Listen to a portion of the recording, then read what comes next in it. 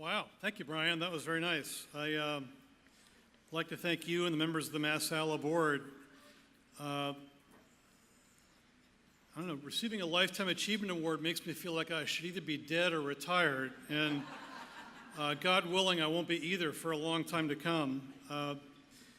I'd like to first of all acknowledge my wife, Mary, for being here with me tonight, and my sister Judy, who traveled from far away to be with me.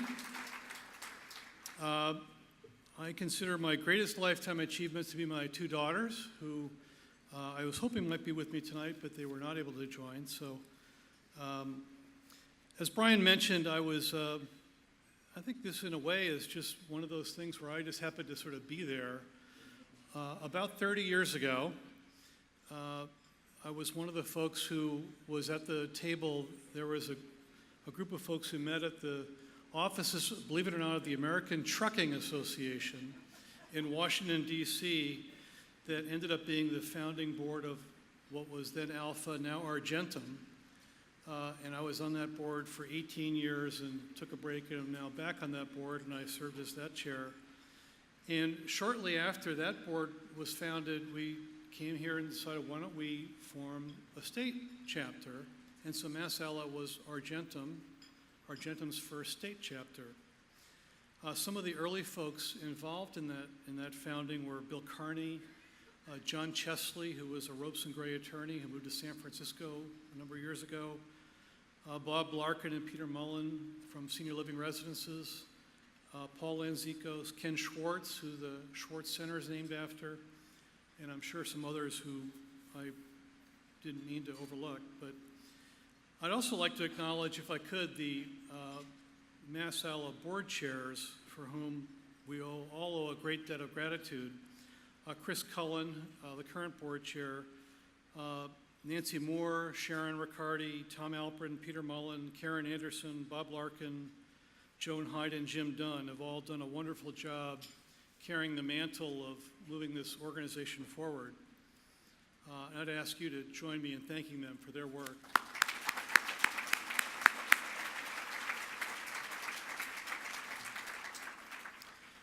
When Mass Alla was formed 30 years ago, it was not really about championing, it really actually was really about championing an idea. It wasn't about a level of care. It wasn't about a particular type of building. It was about a better way for seniors to live. And the idea was about a set of principles that were incontrovertible. They were so compelling. They were the kind of, they were the principles upon which assisted living was based. And they were what carried the day in passage of legislation very quickly, unusually quickly, to create a new category of senior housing that has served hundreds of thousands of people over the history of this last 30 years. What we created with this organization, gathered tonight, created 30 years ago, has served hundreds of thousands of seniors in our state in a residential, independent setting in a far more dignified way than they would have had available to them had this not existed. And it's those principles that were really the key idea. What we faced at that time were other trade associations who were simply trying to defend their turf. They were in a defensive mode, trying to hold on to what they had, as opposed to being proactive about advancing a better idea. Mass Alla is at its best, and has been at its best over the last 30 years, when it is proactively advancing the better way. In recent years, advancing the common sense legislation, or the frail elder waiver, Medicaid waiver, or other ideas like that, is what has been Mass Alla at its best. When we find ourselves defending turf, that is not where we want to be. When we find ourselves advancing proactive ideas that are about a better way for our seniors to live, that's what has distinguished Mass Alla in its history and set us apart. And those are the moments that we have been proudest of, and should strive to keep being what distinguishes us as we go forward.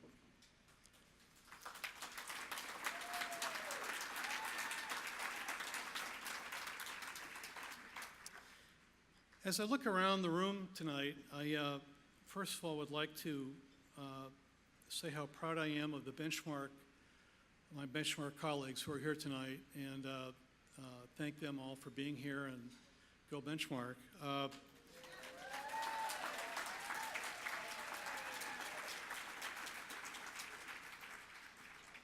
But I actually have to say that I also want to acknowledge my respect for, I think the quality of assisted living we have in Massachusetts is higher than what most any other state that I'm familiar with has.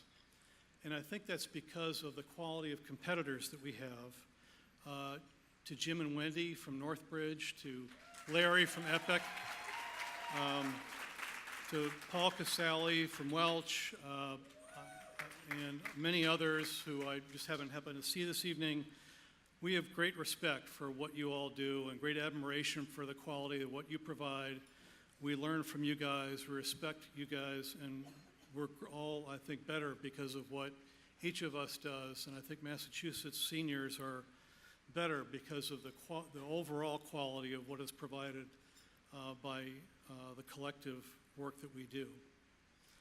I frequently say when I visit benchmark communities that our residents and families don't really either know or, more importantly, care what I do.